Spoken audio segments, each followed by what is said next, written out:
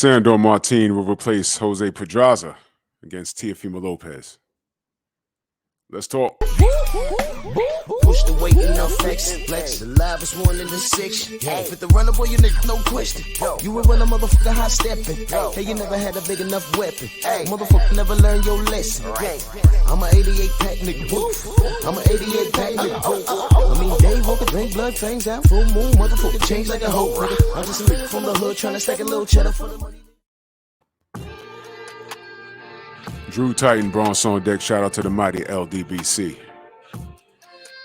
So we just been informed that Sandor Martin will replace Jose Pedraza. December 10th, Madison Square Garden. Boxing scene, link will be in the description. It says the WBC super lightweight elimination match ordered last week will happen a lot sooner than anyone anticipated. Boxing scene confirmed on Thursday that Spain's Sandor Martin has agreed to replace an ill Jose Pedraza as Teofimo Lopez's opponent on December 10th, Madison Square Garden in New York. Martin was the other opponent Lopez and his handlers on Top Rank considered before they picked Pedraza for his next bout. But Martin happily replaced Pedraza on barely 3 weeks' notice. So, he was in shape. He's not going to turn it down. And I'll explain why I don't think so.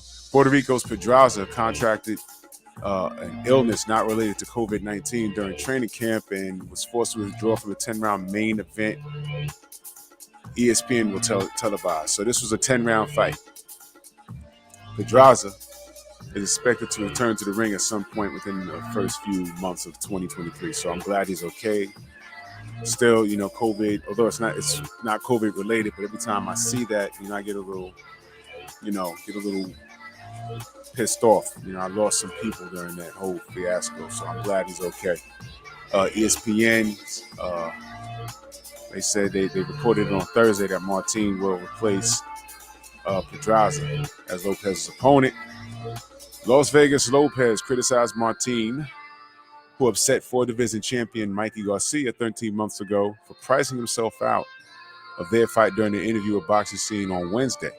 Now the 140-pound contenders will get the opportunity to settle their differences in an eliminator that could advance the winner towards a shot at whoever emerges victorious when the number 1 ranked Jose Zapata and second rated Regis Prograis fight for the unclaimed WBC Super Lightweight Championship on November 26th at the Dignity Health Sports Park in Carson, California. That's going to be a good fight. I like Regis Prograis. I like Jose Zapata. I'm sorry, I keep saying it. Pedraza, Zapata, whatever. I'm sorry. That's going to be an interesting fight. I'll review that later as we get closer. It's right around the corner. It's in a few days. But, yeah, it's a good fight. It's going to be a good fight. The Lopez-Martin winner wouldn't be obligated to fight for the WBC belt, but the elimination match between the WBC ordered 8 days ago as its annual convention in Acapulco, Mexico, will give the 4th-ranked Lopez or the 5th-rated Martin some leverage. So there's something on this fight. It's a meaningful fight. All right, it's very meaningful. So I like that part.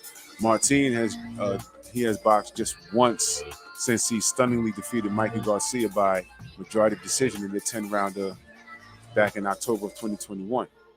They fought in Fresno, California. Incidentally, that was Mikey Garcia's last fight. He retired. And whether he was the same after the Errol Spence beating, the shellacking that Errol put on Mikey, it doesn't matter. Mikey knew he was done. He had nothing else to offer the sport, he felt. I think he's content in what he offered to the sport. And Mikey wasn't a horrible fighter. But Sandor really showed up and showed out that night. What it says here, the 29-year-old Sandor Martin beat Mexican veteran Jose Felix by unanimous decision in the 10-round bout that took place back in April in Barcelona. I think that was his last fight. Let me check it real quick. Yeah, that was his last fight. Felix was 39 wins, 5 losses, 1 draw. Though Pedraza is a 2-division champion who has fought at a higher level of opposition overall than Martin. He is 0-1-1 in his last 2 fights. Pedraza settled for a 10-round split draw with fellow former lightweight champ Richard Comey in his most recent action, a 10-rounder August 27th at the Hard Rock in Tulsa, Oklahoma. The 25-year-old Lopez, the former IBF, WBA, and WBO lightweight champion, knocked out Ghana's Comey in the second round of their fight in December of 2019 in Madison Square Garden. As a matter of fact, I think that was on the undercard on the pay-per-view versus on Bud versus Khan. I think that was the undercard. If I'm not mistaken, I could be wrong. But I like how they're saying the former IBF, WBA, and WBO lightweight champion. What are they not saying now? What are they not saying? It says former IBF, WBA, WBO lightweight champion. There's no mention of him being undisputed like they were trying to do. When I say they, I'm talking about old media and him. And there is no mention of the WBC franchise status. There's no mention of it. Thank you. So now, that is the article. The link will be in the description, and here's my opinion. I like this fight. Sandor Martin is not going to go in there and lay down. Is he going to beat Teofimo? I don't know. Nobody thought that Sandor Martin was going to beat Mikey Garcia, but he beat him. He made Mikey retire. There was nothing in that fight, even if the fight was close. You know, if Mikey went in there and won, I don't think he'd have retired. But after that bell rang, he said, you know what? I ain't got it no more, man. In his mind, he's like, if I can't beat guys like this, there's no reason for me to continue. And good. You got out the game. You're a millionaire. You have all your marbles. You're still young. Relax, dude. It's okay. But Sandor's not going in there to lay down. And, you know, Teofimo can punch. Has very well respectable power. But Sandor is a game boxer. If I had to pick a winner, I have to pick a winner.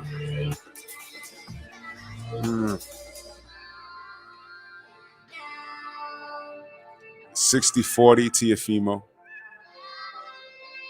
60-40. But, you know, we've seen stranger things. George Cambozo had no chance, but Teofimo was going in there messing around. He prolonged that bout. He caught the COVID, so he said.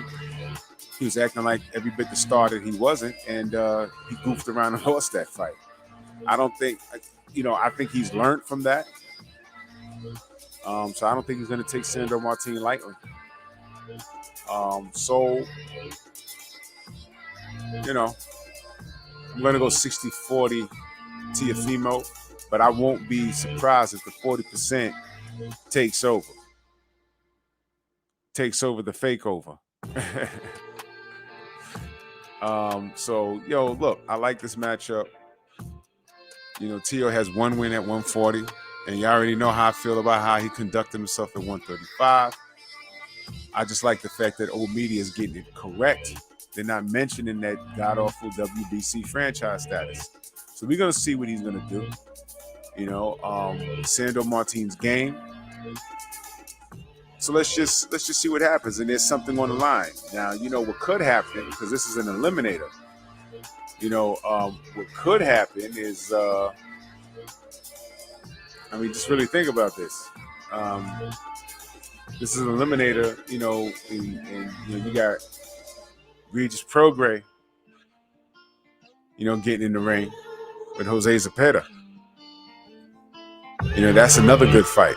I just want to just throw this out there. What happens if Regis Prograis wins and he ends up in the ring against Teofimo Lopez? That's going to be dope. But I'm not writing off Jose Zepeda off at all. I'm not doing that at all. I'm just saying there's options here. And Sandor Martin is not a pushover. So, you know, we got some good things going on at 140.